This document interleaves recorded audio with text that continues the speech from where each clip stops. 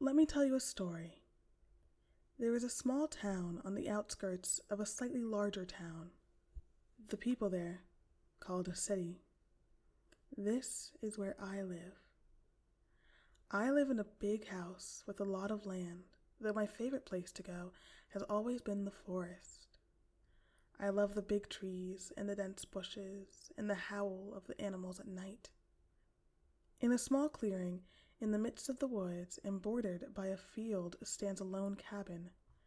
This was my clubhouse, my base of operations, my castle, my home away from home. I loved it. I decorated it and called it my own. My favorite times were when I could spend the night out there, my friends and I telling ghost stories and squealing late into the night. I didn't always stay out with a friend, though. The woods were my home. I loved them. I was never afraid. I would pack up my sleeping bag and march proudly down the trail with my little lantern until I came upon my cabin. I would unlock the door with my special skeleton key and set up my bag on the cot my mom had given me. I did this one night, one clear summer's night. I settled in per usual and listened to the sounds of nature, the chirps of crickets and woos of owls, my lullaby soothing me to sleep. I don't know when exactly it changed. I only know it was dark. The once abundant noise of the nocturnal forest faded, and the silence was so loud it jolted me awake. The forest only goes quiet for one of two things: a storm or a predator. I glanced up at the window in the wall above my head and saw at once there was no storm. The moon and stars shone down on me like a million diamonds, illuminating the black velvet of the night sky above the clearing. I figured there must be a predator, some wolf or cougar on the prowl. The window was locked and the door barred. No matter what creature may be out there, I was safe. I snuggled back in and rolled to face the room, back against the wall. I began to drift back to sleep, reassured by my logic and the security of my little abode. A soft grunt came next to my ear, clearly heard through the paper-thin wooden walls of my cabin. My eyes shot open, and I laid perfectly still as a subtle sniffing followed the grunt. I squeezed my eyes shut and held my breath, hoping the creature would go away before making any attempt to break into my cabin. I smelled like prey and was on ground level. Of course it would attempt to pursue me. I only hoped it wouldn't hurt itself trying to break through the walls. My hope was misplaced, though. The sniffing stopped. I waited a few moments and sighed.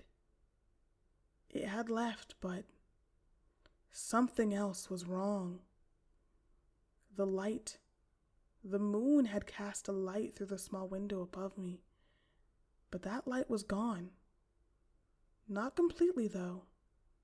There was enough left to show the silhouette of a head and shoulders blocking the window. I rolled onto my back as quietly as I could and looked up. There was indeed something in the window, something for which I have no words. I stopped moving, paralyzed, mouth open in a mock scream when it turned.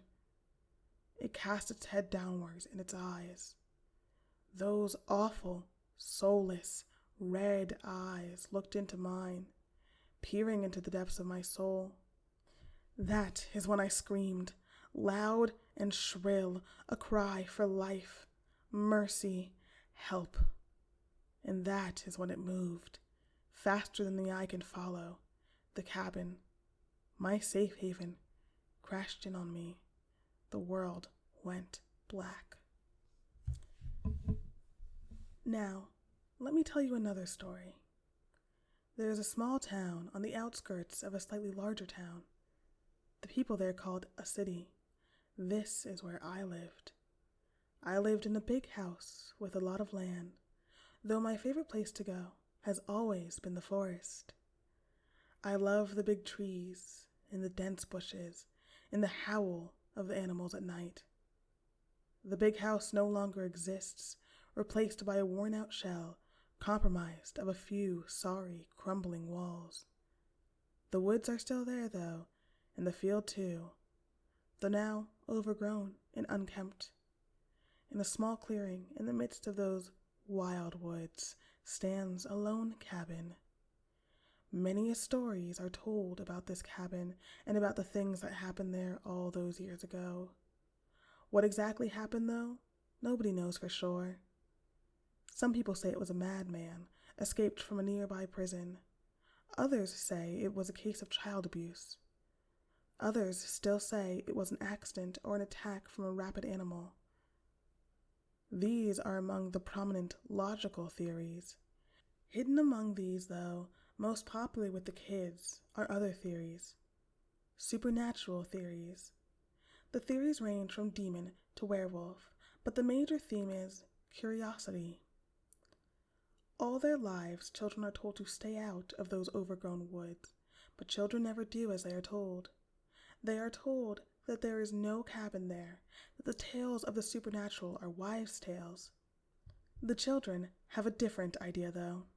The cabin, they say, still stands, and whatever was there that night still lurks inside that wooden house from hell. This scares the children for a while, but as they grow older and more adventurous, they begin to question it. Then the dares start. I dare you to spend a night in Hell's cabin, and they do. Curious youngsters come every so often. I see them. Their nervous faces flush from the effort of the trek through weeds and ivy. The looks of surprise and suppressed fear on their faces when they see the cabin is there, looming in the middle of the clearing. They usually come in groups, fear suppressing the desire to come alone. These groups stay scared through the night. Then they leave. I watch, sad that they have come and gone, but some come alone. It is for those brave souls that I wait. I watch as the sun goes down and the crickets chirp, their noise lulling the child to sleep. I watch as the moon rises and the stars twinkle, and I leave my hiding spot. The forest goes quiet, and I watch as this silence disrupts the child. I watch through the window, my silhouette cast down onto the floor. I see the child freeze, fighting the urge to look out the small window. Sometimes I have to knock, but they always give in to their curiosity eventually. With a turn of their head in mine, I meet their eyes. The look of confusion, then fear as my deep red eyes penetrate deep into their soul, seeing their past, present, and reading their future. I grin, showing my pointed yellow teeth. They open their mouths and scream. The cabin crashes and the world goes black. I slip away as the sun peaks over the horizon, and I watch as yet another victim is found in the cabin from hell.